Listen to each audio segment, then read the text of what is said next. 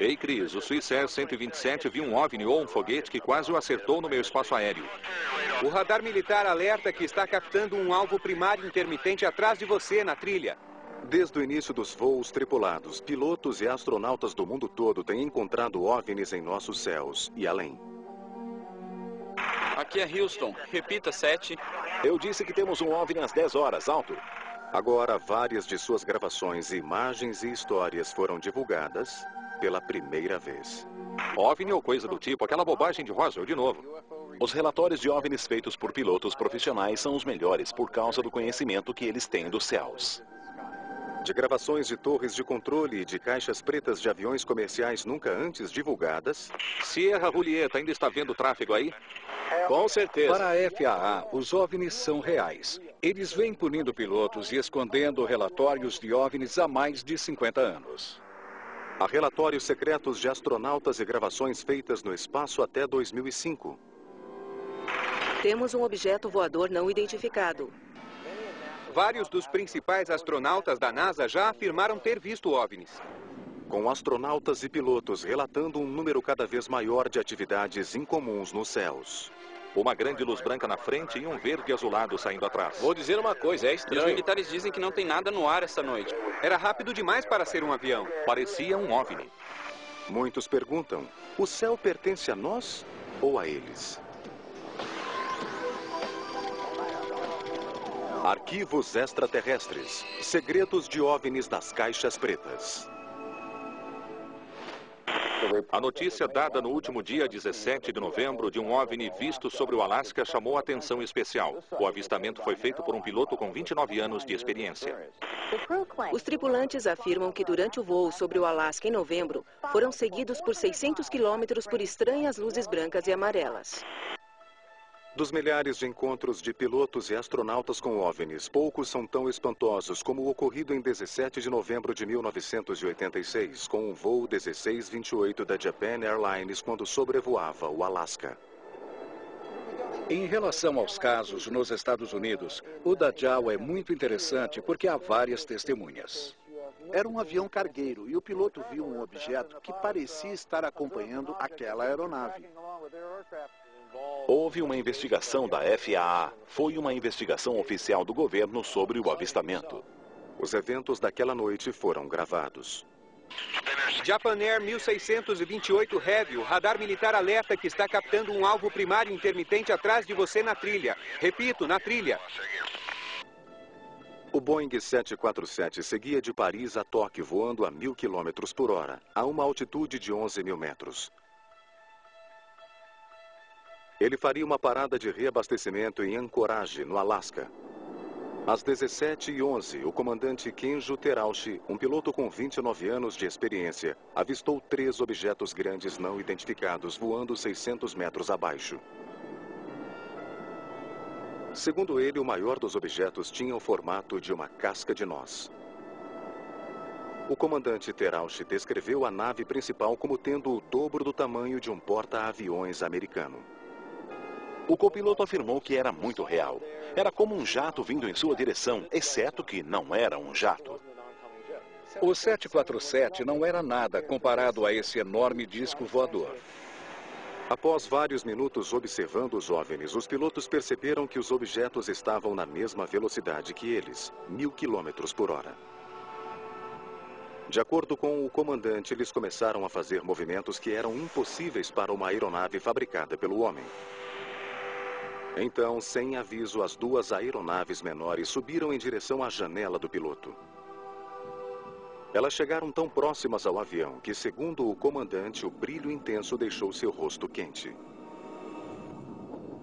De repente, elas surgiram e vieram na direção da aeronave e oscilavam para frente e para trás quando se moviam. Elas pareciam estar a apenas 300 ou 600 metros na frente do avião, viajando a uns 1000 km por hora. Naquele exato momento, a comunicação por rádio com Anchorage ficou muda, deixando a aeronave num voo cego. Uma catástrofe quase aconteceu, mas os OVNIs sobem e desviam para a esquerda. Desviando do objeto, requisitando direção. 240. JAL 1628 Heavy, desvio aprovado caso necessário para tráfego. Ele é bem grande. À direita, informação. Informação. Em seu relatório oficial, o comandante Terauchi afirmou: tivemos de desviar daquele objeto. JAL 1628 ainda tem o tráfego. Desapareceu. JAL 1628. JAL 1628 Heavy, entendi que não está mais vendo o tráfego. Afirmativo. Momentos depois, uma mensagem urgente foi enviada da base de Elmendorf. O objeto não identificado aparecia no radar. Sim, é um traço 2 de novo. Confirmamos que há uma formação de 2 em torno de 1550. Um retorno primário apenas. Ok, onde está? Ele está seguindo? Parece que está, sim. Certo, aguarde. A frase formação de 2 indica que o JAL 1628 tem convidados indesejados, talvez com intenções hostis.